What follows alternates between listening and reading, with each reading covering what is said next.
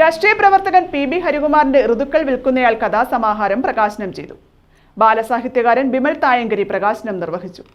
രാഷ്ട്രീയ പ്രവർത്തകനായ പി.ബി. ഹരികുമാറിന്റെ ഋതുക്കൾ വിൽക്കുന്നയാളെന്ന കഥാസമാഹാരം പ്രകാശനം ചെയ്തു. പഴകുളം സുഭാഷ് ഉദ്ഘാടനം നിർവഹിച്ചു. കാശ് കൊടുത്തു വാങ്ങിക്കുന്ന പുസ്തകങ്ങൾക്ക് അപ്പുറത്തേക്ക് വലിയ പ്രമുഖരായ എഴുത്തുകാരുടെ പുസ്തകങ്ങൾ ഒരു പക്ഷേ 1000 500 കോപ്പി അടിച്ചേക്കാം.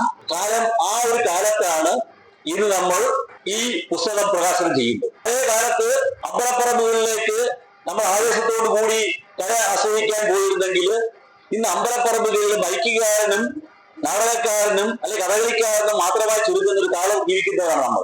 കവി രാജൻ കൈലാസ് അധ്യക്ഷത വഹിച്ചു.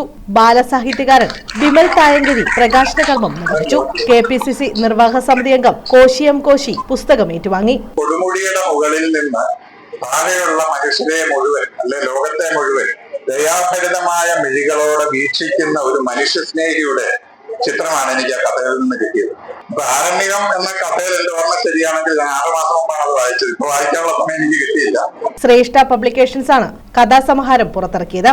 KR Muraleedharan, G Venu, Charummood Radhakrishnan, T Manmadhan, മാനവ സംസ്കൃതി കൊല്ലം ജില്ലാ ചെയർമാൻ ഡോക്ടർ ബിജു തുടങ്ങിയവർ ചടങ്ങിൽ പങ്കെടുത്തു.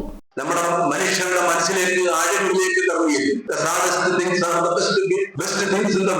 എന്ന് പറയുന്നത് പോലെ അതും ഈ സാഹിത്യകാരന്റെ അതായത് വളരെ അടുത്ത് ഈ ഗ്രന്ഥങ്ങളുടെ സമകാലീന പ്രസിദ്ധീകരണങ്ങളിൽ വരുമ്പോൾ ഇത് വായിച്ചിട്ടുള്ള ഒരു വ്യക്തിയും വരികയും ഹരികുമാറിന്റെ. News bureau, Charummood.